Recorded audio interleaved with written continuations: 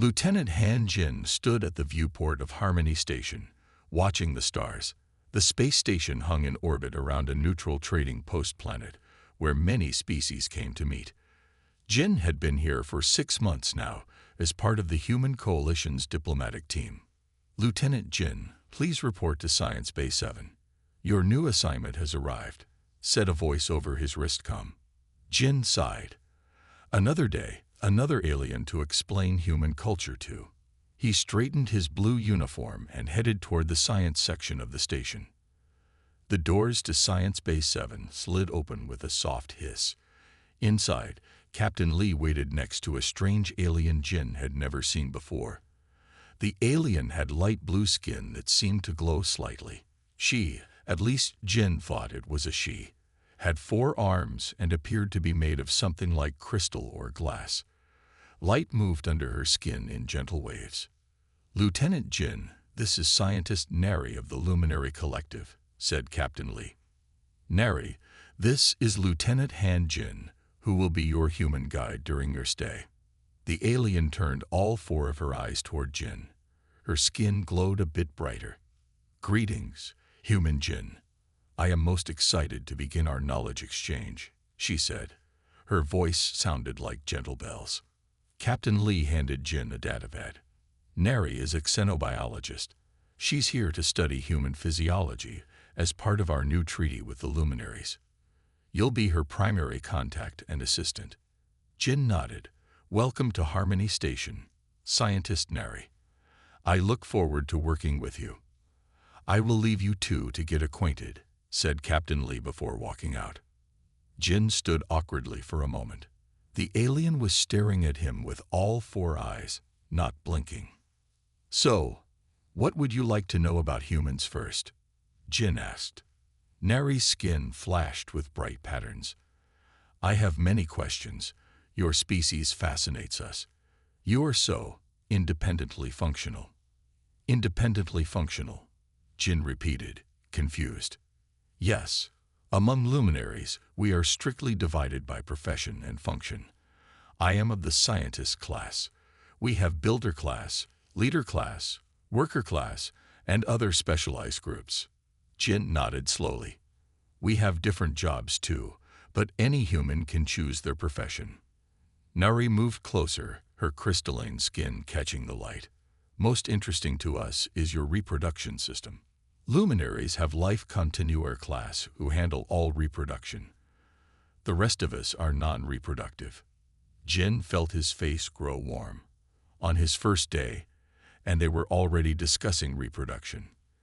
"Well, humans don't work that way," he explained. "Most humans have reproductive capabilities, though we don't all choose to use them." Neri's skin flashed in what Jin guessed was surprise. "All of you can reproduce. How inefficient. Do you not specialize?" Jin tried to think of a simple way to explain.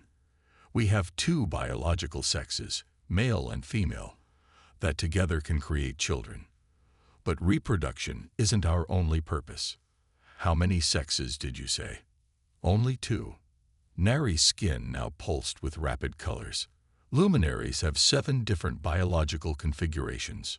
Jin walked to a desk and pulled up a basic human biology diagram on the screen. "See, humans come in male and female forms, though some identify differently in terms of gender." Neri moved all 4 of her arms in excitement. "Fascinating. And each human carries their own reproductive capabilities, rather than having specialized members handle this function." "That's right," Jin said, feeling increasingly uncomfortable. "And you choose when to use these functions?" Neri asked, her voice rising with curiosity. "Yes, humans typically only reproduce when they decide to have children." Neri moved closer to the screen. "But if all humans can potentially reproduce, how do you prevent constant reproduction?" Jin wished he had been assigned to any other duty. "We have control over it. We make choices, and we have methods to prevent reproduction when we don't want it." "Control? Choices?" Neri seemed genuinely confused. "Luminaries don't make reproductive choices. Life continuers simply perform their function when new luminaries are needed." Jin tried a different approach. Humans form partnerships. Relationships, often based on emotional connection. Some of these partnerships lead to reproduction, but many are just for companionship. Emotional connection. For reproduction. Nari's skin now showed swirling patterns of blue and purple. Luminaries exchange energy for reproduction. No physical contact is required. Jin blinked. No physical contact. How does that work? Nari raised her forearms. Life contours gather in energy chambers. They focus their inner light into special crystalline vessels. New luminaries form from this combined energy. That's very different from humans, Jin said. How do humans reproduce then? Nari asked innocently. Jin cleared his throat. Perhaps we should start with less complicated topics. Would you like a tour of the station first? Nari's skin dimmed slightly. Have I asked something inappropriate? Your skin color has changed to red. It's not inappropriate for scientific discussion, Jin said carefully. But humans consider reproduction somewhat private. Private? Why would a basic biological function be private? Nari seemed genuinely confused. Jin sighed. This was going to be a long assignment. As they walked through the station, Jin explained human basics, what they ate, how they slept, their need for exercise. Nari asked endless questions, many of which made Jin uncomfortable. Do all humans wear coverings like yours? She asked, pointing to his uniform. Yes, we call them clothes. They protect us, keep us warm, and provide privacy. Privacy again. What is this concept that seems so important to humans? Jin thought for a moment. Privacy means having control over who sees certain parts of our bodies or knows certain information about us. Which parts do humans hide? Are they damaged? No, they're not damaged. It's just cultural. Some body parts are considered intimate. Nari's skin flashed with patterns again. Intimate. This word means close or personal, correct? Yes, exactly, Jin said, relieved she understood something. They stopped at the station cafeteria. Jin got himself a coffee while Nari absorbed light directly from a special lamp designed for photosynthesizing species. So humans hide intimate body parts, yet all humans carry reproductive capabilities, Nari said, processing this information. And you form partnerships based on emotional connections rather than functional necessity. That's basically right, Jin said, sipping his coffee. And humans with different biological configurations, males and females, are required for reproduction. Generally speaking, yes. Nari's skin grew brighter. May I ask which configuration you are? Human Jin. I'm male, he answered. And what makes you male rather than female? Jin nearly choked on his coffee. Anatomical differences, physical traits we're born with. What specific traits? Nari pressed. Look, Jin said, there are detailed medical texts in the station database. You can study human anatomy there. It might be easier than me trying to explain everything. Nari's skin flashed with what might have been disappointment. I understand. I have violated your privacy concept. I apologize. Jin felt bad. No, it's fine for scientific purposes. I just think you'll get more accurate information from proper medical resources. Very well. I will study these resources, Nari said. But I still don't understand why any species would carry individual reproductive capabilities if they aren't using them constantly. It seems like wasted biological resources. Jin laughed despite himself. That's a fair question. I guess our bodies evolved to be ready when we choose to use those functions. Choose. Nari repeated the word as if it were a strange concept. Luminaries do not choose. We simply fulfill our designed purpose. As they continued their tour, Jin realized how truly alien Nari's perspective was. To her, specialized roles were everything. The idea of choice, privacy, and individual reproduction seemed bizarre and inefficient. By the end of the day, Jin had shown Nari the main sections of the station. As they parted ways at her assigned quarters, Nari turned all four eyes toward him.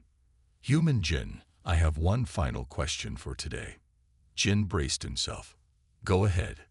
If all humans carry reproductive capabilities that they mostly don't use and hide parts of their bodies from others, what is the evolutionary advantage of this system? Jin thought for a moment. I'm not sure there is one, but it gives us freedom to choose our own paths in life. Nari's skin glowed softly. Freedom to choose. This is a concept I must study further. Thank you, Human Jin. As Jin walked back to his quarters, he realized this assignment would challenge him in ways he never expected.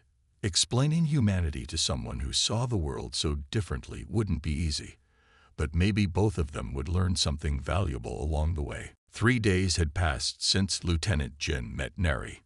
Each day, the luminary scientist had more questions after studying the human medical texts in the station database. Jin entered the science lab to find Nari glowing brightly, all 4 arms moving as she scrolled through anatomical diagrams on multiple screens. Good morning, Scientist Nari, Jin said. Nari turned all 4 eyes toward him. Human Jin, I have been studying human physiology all night. I have many questions. Jin took a deep breath. I'll try to answer what I can. These diagrams show that humans have these areas called private parts or taboo zones. Why do humans hide these specific body parts? Jin felt his face grow warm again. It's cultural. Over thousands of years, humans developed the practice of covering certain parts of their bodies. But why these specific parts? Do they emit dangerous radiation? Are they highly sensitive to damage? Nari's skin pulsed with curious blue patterns. No, nothing like that, Jin said. They're associated with reproduction and bodily functions, which most human cultures consider private. Nari tapped a diagram with one of her slender crystal fingers. According to these texts, humans are divided into males and females based on these differences, yet you wear similar coverings. We wear similar uniforms for work, but civilian clothes are often different for men and women, Jin explained. How inefficient. Luminaries are color-coded by function. All scientists are blue, like me. Leaders are gold. Builders are green.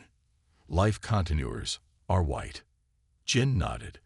That would make things simpler, I suppose. Nari suddenly moved closer. May I perform a basic scan of you?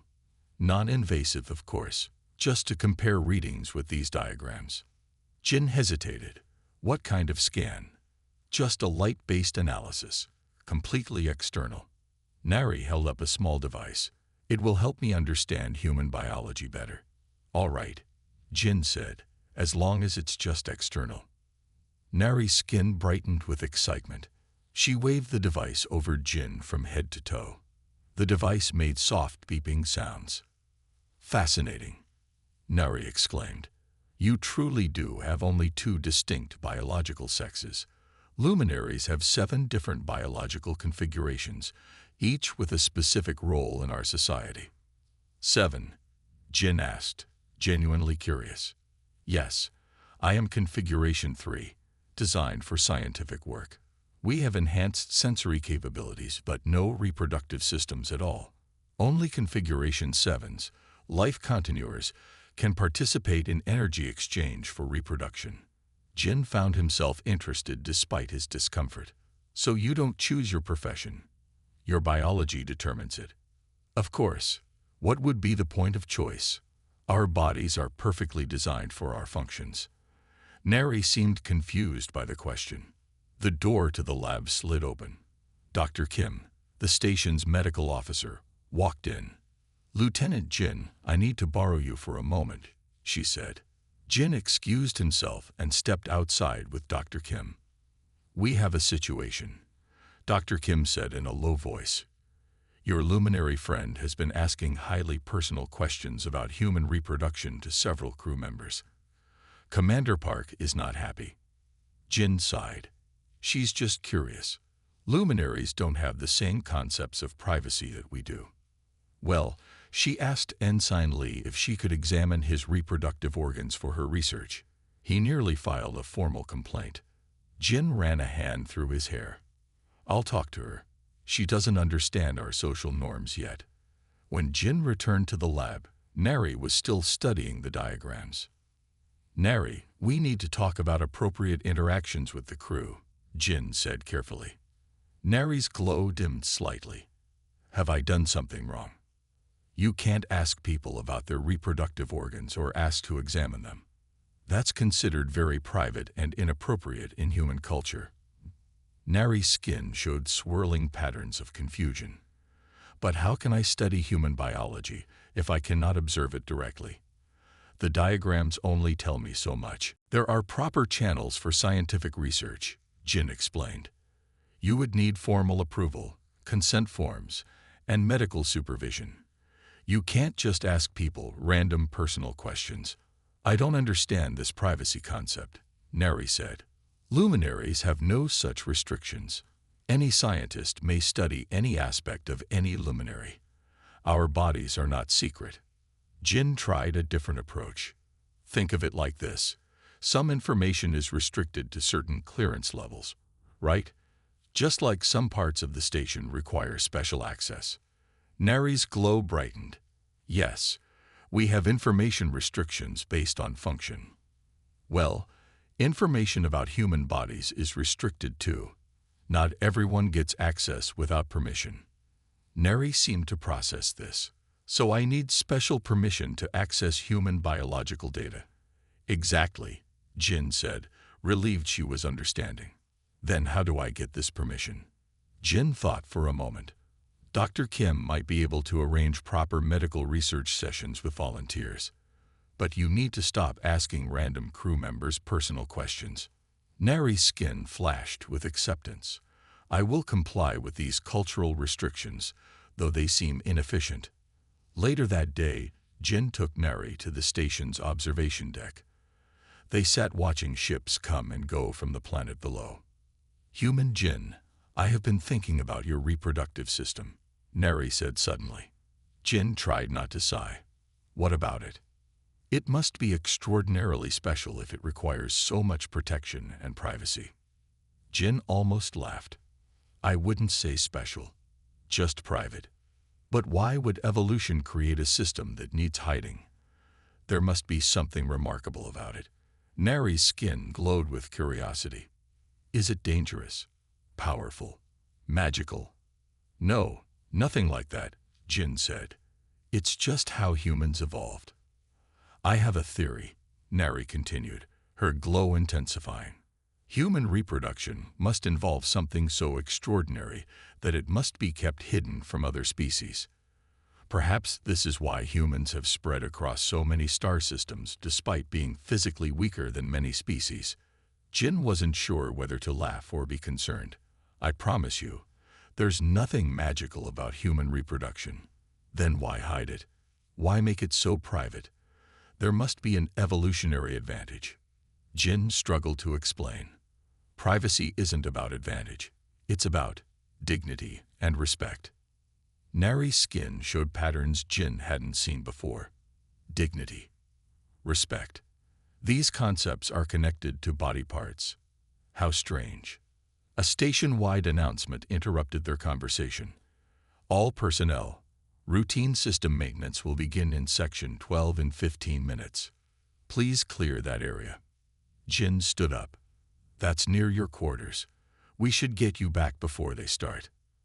As they walked through the station corridors, Jin noticed several crew members giving Neri uncertain looks.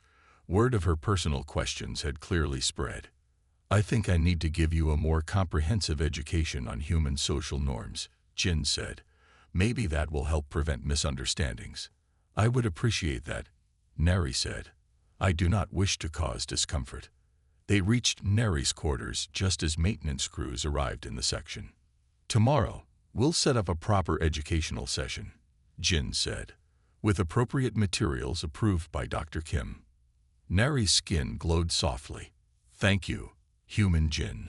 I still believe there must be something truly remarkable about human biology to warrant such protections. I look forward to discovering what it is. As Jin walked away, he couldn't help but worry about Neri's growing curiosity. Her fixation on human reproduction was becoming problematic, but he wasn't sure how to redirect her scientific interest.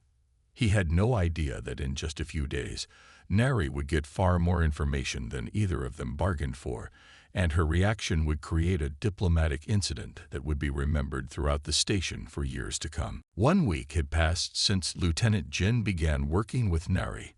Things had improved after their talk about privacy. Nari had stopped asking personal questions to other crew members, focusing instead on approved educational materials. Jin was showing Nari the engineering section of the station when alarms suddenly blared. Warning: meteor shower detected. All personnel proceed to safety zones. Warning: the station shook as small meteors began hitting the outer shields. Jin grabbed Nari's arm. "We need to get to a safety zone," he said urgently. They ran down a corridor, but a loud crash stopped them. Ahead, part of the ceiling collapsed, blocking their path. "This way," Jin pointed to a side passage. "There's a maintenance section through here with reinforced walls." They hurried through a small door into a narrow maintenance tunnel. The station continued to shake around them. "Status report," came Captain Lee's voice over the comm system. "All sections report damage." Jin tapped his wrist. "Lieutenant Jin here with Scientist Nari. We're in maintenance section. 8B main corridor is blocked by debris." "Understood," replied the captain. "Stay there until the all clear. Sensors show damage to life support in your section. Environmental hazards possible." Jin looked at Nari, whose glow had dimmed with worry. "Will we be safe here?" she asked. "Yes, but we might need to use the emergency decontamination if life support was damaged. Sometimes coolant leaks or other chemicals can be released." They waited tensely as the meteor shower continued. After about 20 minutes, the station stopped shaking. Jin's wrist peeped.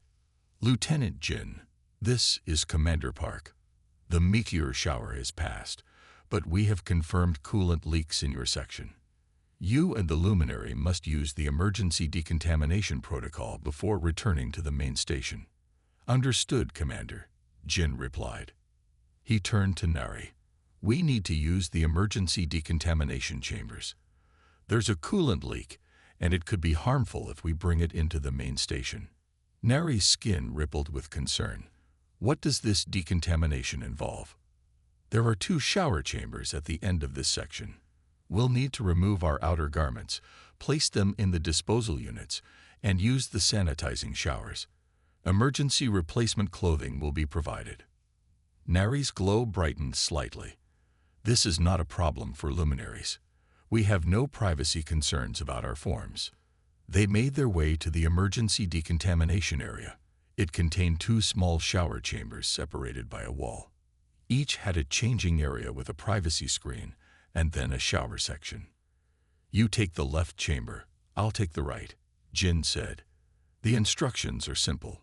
Remove contaminated clothing, place it in the bin, then step into the shower area and press the green button. The shower runs for 2 minutes. After that, emergency clothing will be dispensed in the changing area." Nari nodded and entered the left chamber while Jin entered the right. He stepped behind the privacy screen and began removing his uniform, placing it in the disposal bin as required by protocol. Suddenly, he heard Nari's voice. "Human Jin, I do not understand these instructions. The words are not translating correctly." Jin wrapped a towel around his waist before stepping out from behind the privacy screen. "What part is confusing?" "It says to remove outer coverings, but luminaries do not wear coverings. Should I remove my outer crystalline layer?" "No," Jin said quickly. "Just proceed to the shower. Your natural form is fine." "I understand now." "Thank you." Nari's voice came through the wall. Jin returned to his side, removed the rest of his uniform, and stepped into the shower area. He pressed the green button, and sanitizing foam covered him from head to toe, followed by a rinse of clean water. Just as the shower finished, he heard a loud bang and the lights flickered. The station's computer announced, "Error. Decontamination chamber malfunction. Privacy screens disengaged for maintenance access. To Jin's horror, the wall between the two chambers suddenly became transparent, as did the privacy screen between the changing area and shower. The emergency systems had converted the walls to clear mode for maintenance. There stood Jin, completely naked, directly in Nari's line of sight. She had just finished her shower and was standing in her chamber, her crystalline body glowing softly. For a moment, they both froze in shock.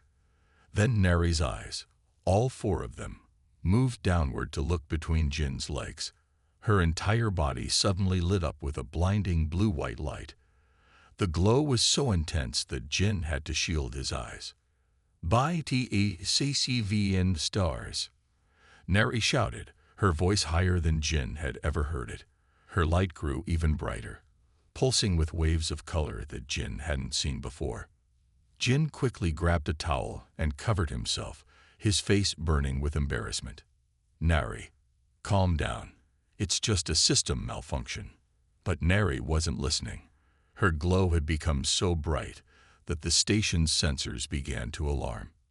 Warning: unknown energy surge detected in decontamination section 8P. Security teams respond.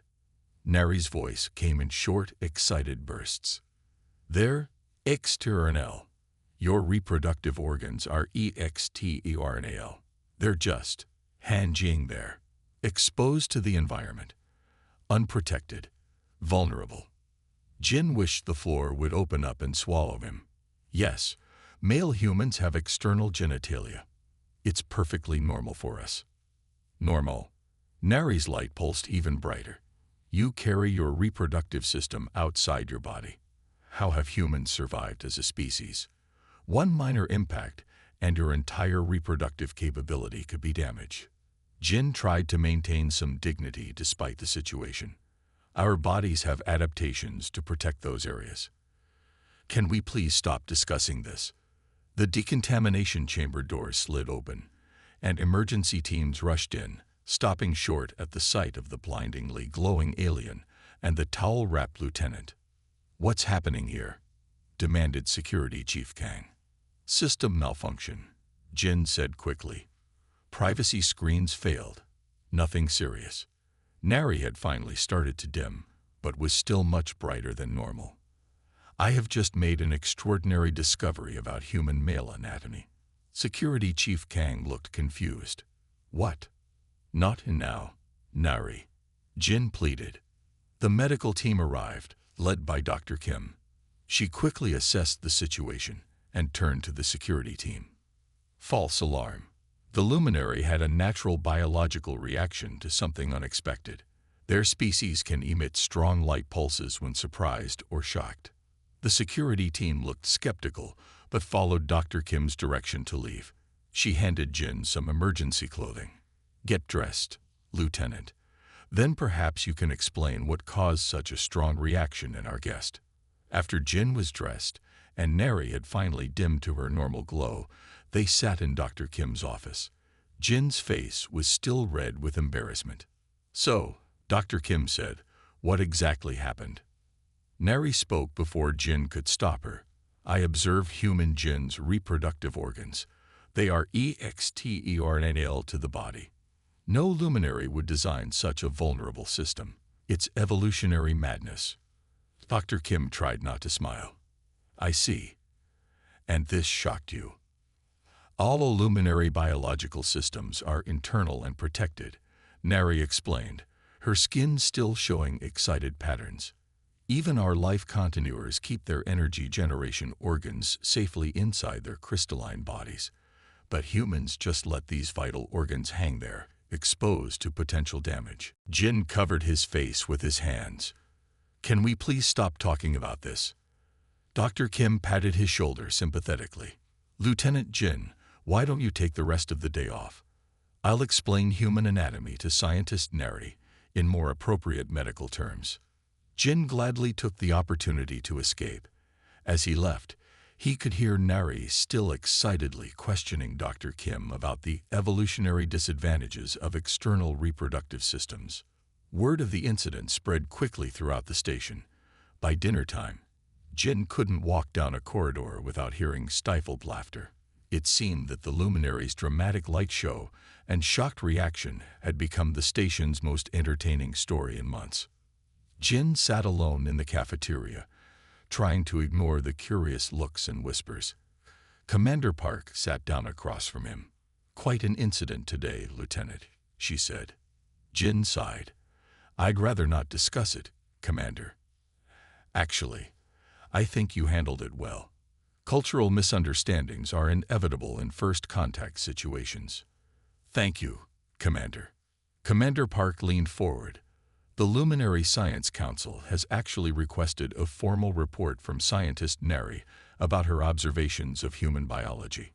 Apparently, her findings are considered quite revolutionary to their understanding of evolutionary paths." Jin groaned.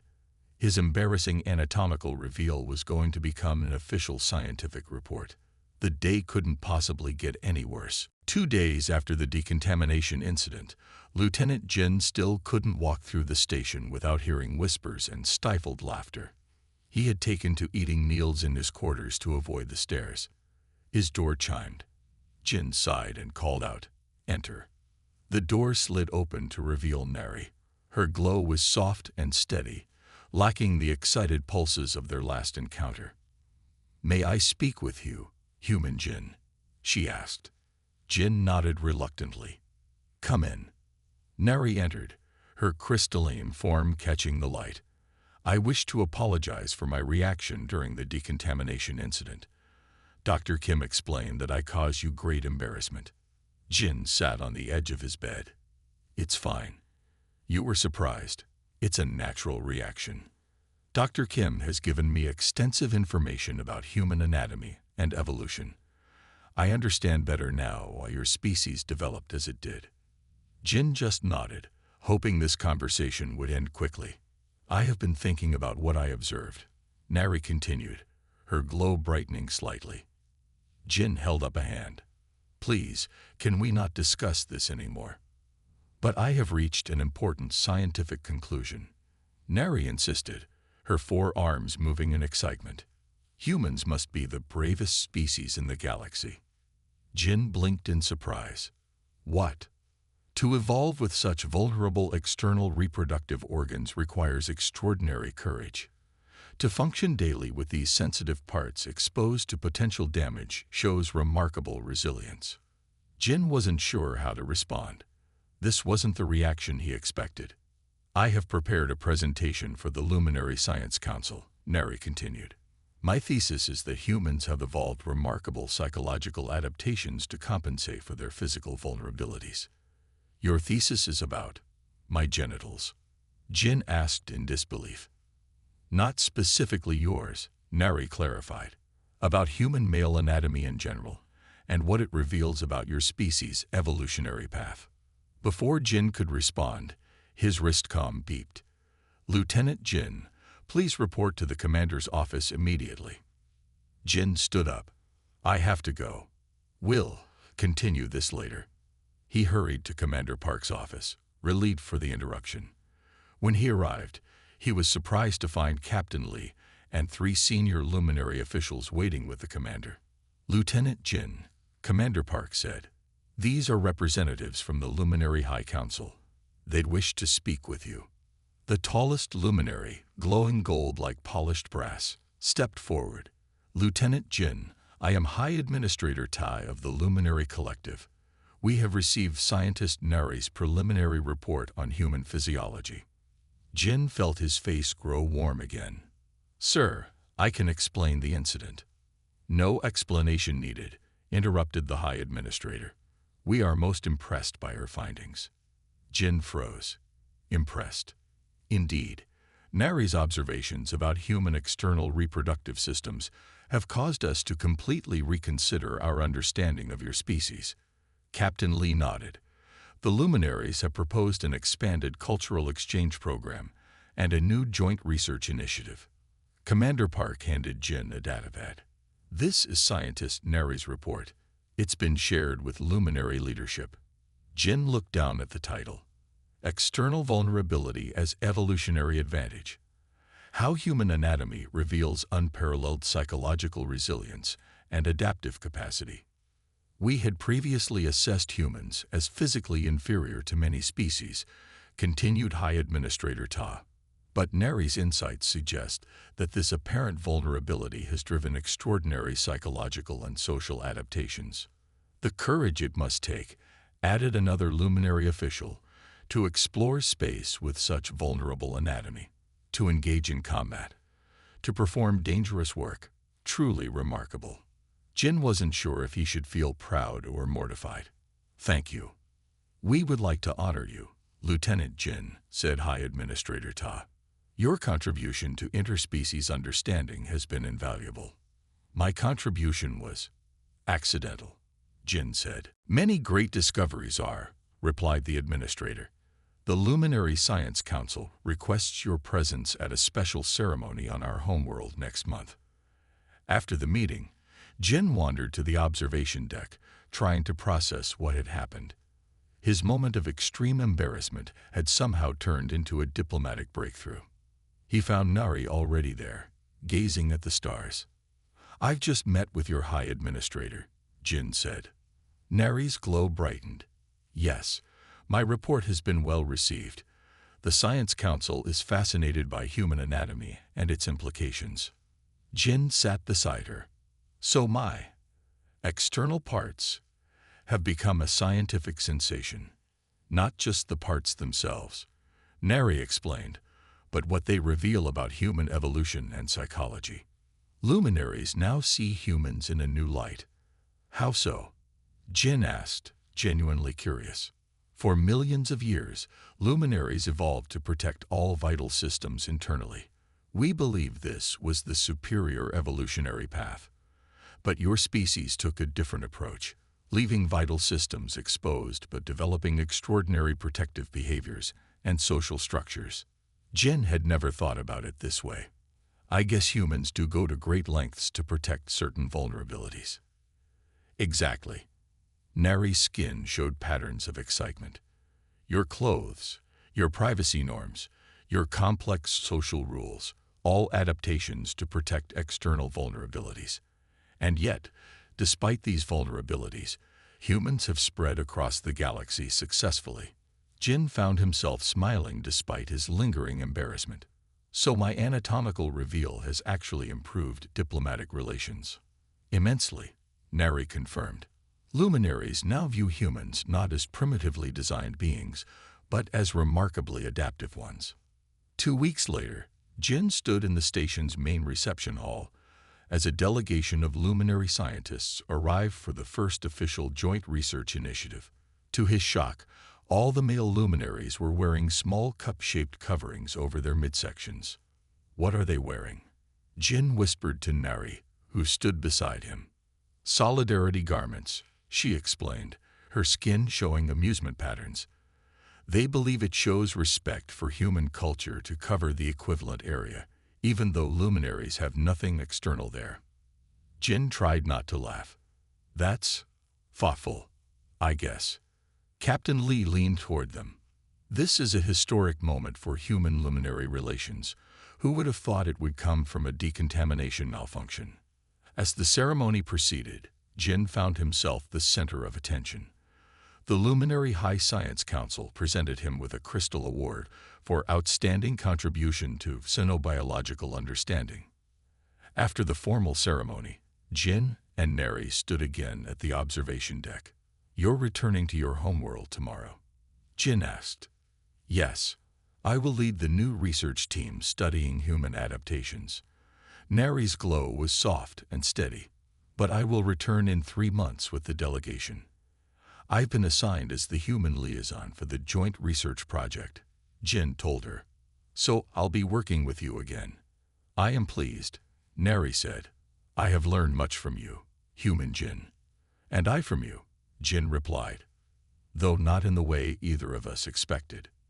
Nari's skin showed patterns that Jin had come to recognize as humor.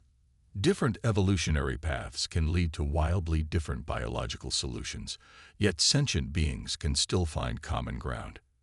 Even if that common ground comes from an embarrassing incident, Jin added with a smile.